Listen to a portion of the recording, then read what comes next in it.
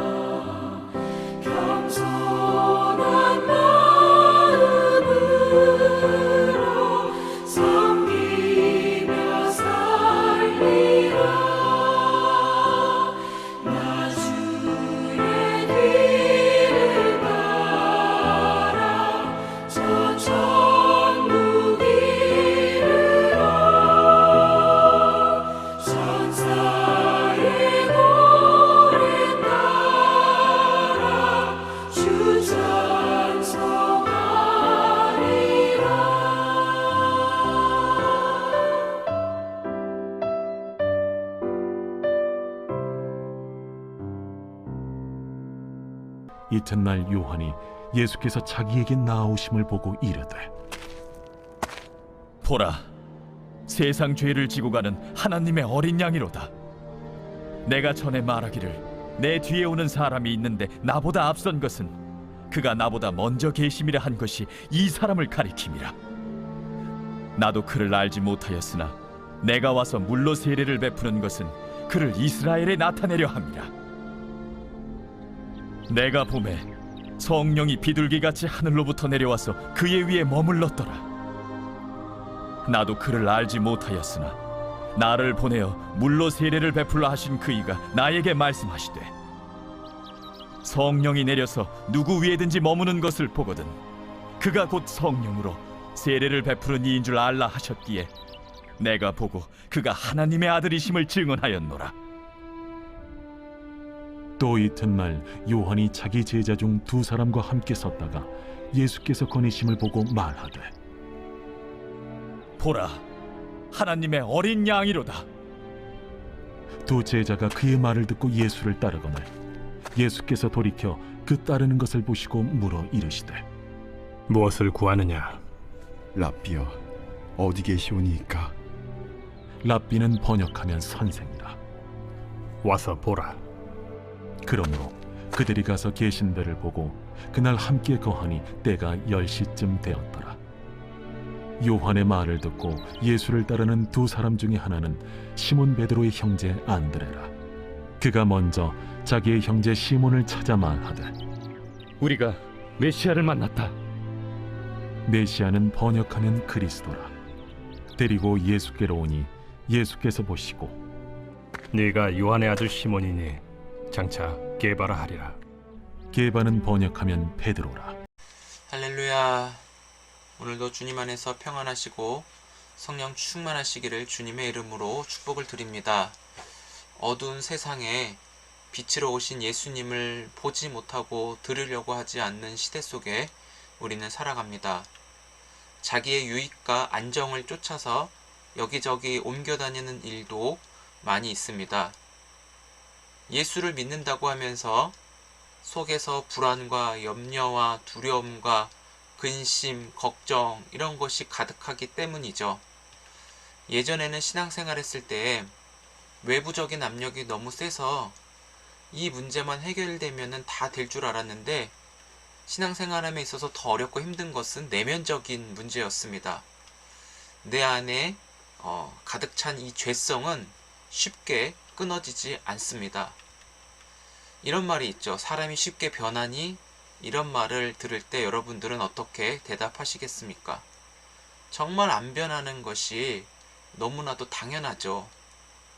가까이 있는 부모가 자식에게 흔히 잔소리를 하는데 그 부모의 말 한마디에 자식이 바뀌는 일이 많지 않습니다. 그러다 보니까 부모는 부모 입장에서, 자식은 자식 입장에서, 그리고 일터에서는 높은 사람은 높은 사람 입장에서, 또 부하 직원은 부하직원 입장에서 다 자기의 기준과 생각이 다르고 서로 강하다 보니까 부딪혀서 누구 하나 깨져야 상황이 끝나는 악순환들이 너무 많이 일어납니다. 예수를 믿는다고 말하는 사람들도 마찬가지입니다. 그리스도 안에서 성령이 말하게 하심에 따라 말하고 행동해야 질서가 잡히고 사랑으로 서로의 존재를 더 귀하게 여기는데, 내가 나의 주인으로 행세하여서 내 뜻을 누군가 방해하면 참지 못하는 것이 오늘날 많은 교회에도 일어나는 일들이죠. 여러분, 죄라고 하는 것은 굉장히 질기고 악합니다. 이 죄는 죽어야 끝이 나고 소멸이 됩니다. 죄의 삭은 사망이라고 로마서 6장 23절에서 말하고 있는데요. 모든 사람은 다 죄인입니다. 그래서 죽음 앞에 사람이 놓여 있습니다.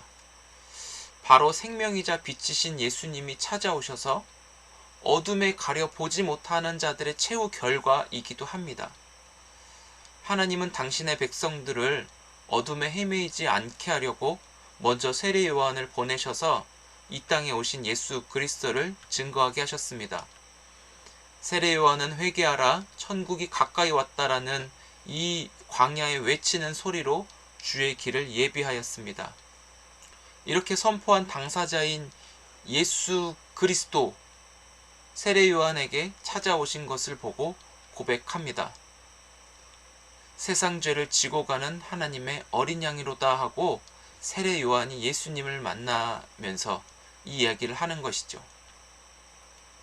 예수님과 세례 요한의 관계는 인간적으로는 먼 친척 관계였지만 처음에는 요한도 예수님이 메시아이고 그리스도이심을 몰랐을 것입니다. 31절과 33절에 보면 요한이 나도 그를 알지 못하였으나 이 말을 통하여 알 수 있지만 만나면서 장차 고백하기를 예수님은 세상 죄를 지고 가시는 하나님의 어린 양으로 말할 수 있는 것은 바로 성령께서 나타내 주셨기 때문입니다. 요한은 예수님에게 세례를 베풀 때 성령께서 예수님 위에 비둘기같이 임하셔서 음성을 들려주셨잖아요. 이는 내 사랑하는 아들이요 내가 너를 기뻐하노라. 요한복음 본문에서는 나오지 않았지만 다른 마태복음이나 마가복음에서 기록된 것을 살펴볼 수 있습니다. 예수님이 성령으로 바로 세례를 베푸실 자라는 것을 요한은 이 사건을 통하여 증명하고 있습니다. 성령께서 예수님이 바로 하나님의 아들이심을 알려준 것이죠. 우리도 예수님에 대하여 말할 때 성령이 아니고서는 주라 말할 수 없다라고 하잖아요. 세례 요한은 예수님을 하나님의 아들로 만나 증언하였다라고 말하고 있습니다. 이처럼 예수님을 만나면 변화가 일어납니다. 내가 누구인지를 알고 옳고 그름을 분별하는 기준이 달라져요. 이전에는 나 중심적인 삶에서 나만을 위한 삶이 전부라고 했지만 예수님을 만나면서 달라지는 것이죠. 사람을 살리고 또 오히려 섬기는 것이 기뻐하는 것으로 바뀌게 되는데 이것은 바로 예수님을 닮아가는 과정이라고 볼 수 있습니다. 당시 예수님을 증언하는 것은 생명을 걸고 전하는 것과도 같았습니다. 로마의 황제가 세계를 다스리면서 그 황제를 신이라고 불리는 자인데 예수님이 감히 나타나셔서 하나님의 아들이라고 불려지고 수많은 사람들이 예수님을 따른다? 이거는 전쟁인 것이거든요. 그럼에도 불구하고 예수님을 만나는 자들은 자신의 의지와 상관없이 예수님을 따라가는 역사가 일어납니다. 왜냐하면 예수님이 오심으로 인하여서 새로운 길이 열렸기 때문입니다. 예수님을 만나면서 자연스러운 회개도 일어나게 되죠. 회개는 바로 예수 그리스도께로 돌이키는 것을 의미하기 때문입니다. 그리고 35절부터 요한의 제자들이 등장하는데 이튿날이라고 하는 것은 예수님이 오셔서 이 천국의 놀라운 사건을 이 제자들에게도 요한의 제자들에게 이어주는 그 다리와도 같은 역할인 것 같아요. 바로 예수님이 걸어가심을 보고 세례 요한이 하나님의 어린 양이다 이 말을 요한의 제자들이 듣고 예수를 따릅니다. 그런데 예수님을 만났다고 바로 따르지 않고 따라야 하는 바른 이유가 있어야 했죠. 정말 예수님이 스승 세례 요한이 말한 메시아인지 확인하고 싶지 않았겠습니까? 세례 요한이 선포한 그 길 대신 예수 그리스도께로 제자들이 따르도록 세례 요한이 아마 얘기한 것 같아요. 세례 요한의 제자가 아니라 세례 요한은 예수 그리스도를 오셔서 회개하게끔 하고 주님을 따르게끔 하는 그 사명을 요한은 감당한 것이죠. 당시에 세례 요한은 굉장히 바른 말했고 사람들 듣기 좋은 말이 아니라 진리를 외치는 자로서 그럼에도 그 수많은 사람들이 이 요한을 따랐거든요. 그런데 인기도 있었고 막 요한을 향해서 환호성을 쳤음에도 예수님이 오시자 그 자신의 제자들을 예수님께 기쁘게 보낼 수 있는 그 사명을 감당한 것입니다. 그리고 이 요한의 제자들이 예수님을 따랐을 때 먼저는 안드레가 예수님을 따랐고 예수님을 만나는 그 은혜와 감격이 형 시몬에게도 가서 메시아를 만났다라고 자랑하며 예수께로 데리고 와 만나겠죠. 예수님을 만난 자는 다른 사람도 예수님을 만나게 하는 그 사명이 있는 것 같아요. 예수님께서 이 시몬이라고 하는 사람을 만나 주셨는데 그를 아람어로는 게바, 헬라어로는 베드로라고 하는 그 이름으로 바꿔주시며 그를 변화시켜 주셨습니다. 예수님을 만나면 바뀌고 변화가 일어나는 것을 오늘 말씀을 통해 우리에게 알려주셨습니다.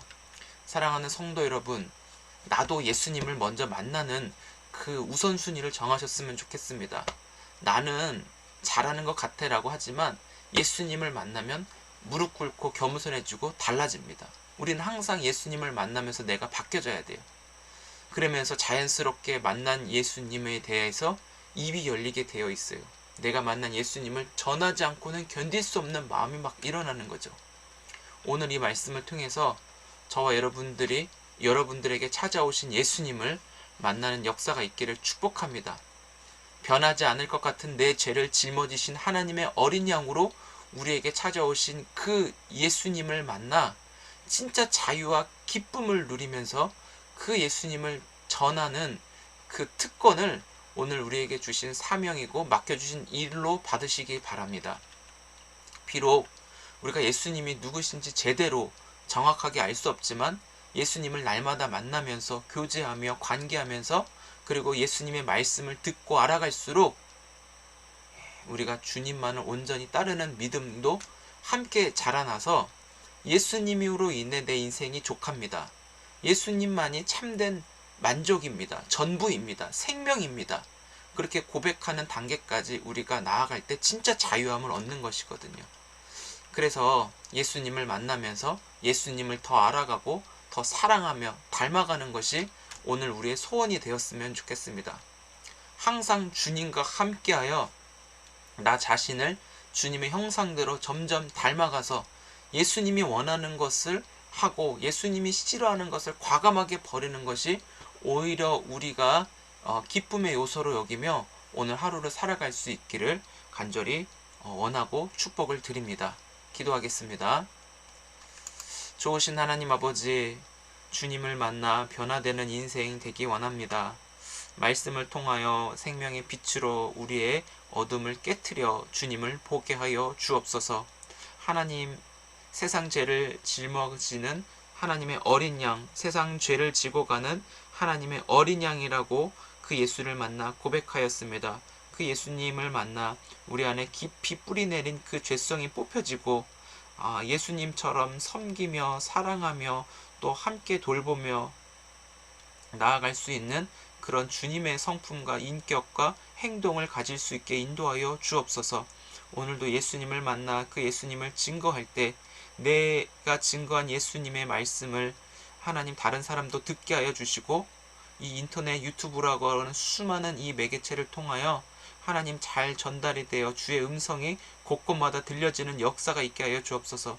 저들도 예수님을 만나 진리를 붙잡게 하여 주시고 그 진리로 말미암아 그동안 헛된 것에 붙잡고 있던 것을 놓고 예수님을 따르는 역사가 있게 하여 주옵소서. 하나님, 우리 손잡는 교회뿐만 아니라 여러 교회 이름으로 예수 그리스도의 오실 길을 전파하고 복음을 증거하는 모든 교회들을 축복하셔서 그 길로 인하여 예수님이 가신 길을 모두가 따라갈 수 있게 도와주옵시고 교회들을 통하여 하나님 나라가 이 땅 가운데 이루기에 주님의 능력이 부족함 없도록 역사하여 주옵소서. 주님, 우리와 오늘도 함께하여 주심에 감사드립니다. 영광받아 주옵소서. 예수님의 이름으로 기도드립니다. 주님 가르쳐 주신 기도로 예배 마칩니다. 하늘에 계신 우리 아버지여, 이름이 거룩히 여김을 받으시오며 나라의 마옵시며 뜻이 하늘에서 이루어진 것 같이 땅에서도 이루어지이다. 오늘날 우리에게 일용할 양식을 주옵시고 우리가 우리에게 죄 지은 자를 사하여 준 것 같이 우리의 죄를 사하여 주옵시고 우리를 시험에 들게 하지 마옵시고 다만 악에서 구하옵소서. 대개 나라와 권세와 영광이 아버지께 영원히 있사옵나이다. 아멘. 네, 감사합니다. 오늘도 주님 안에서 많이 사랑하고 축복합니다. 말씀이 우리 안에 거하여 말씀이 생각과 마음을 주의 뜻대로 바꾸셔서 순종함으로 역사를 이루어갈 수 있는 귀한 날 되시기를 축복합니다. 우리 내일 아침밥상에서 뵙겠습니다.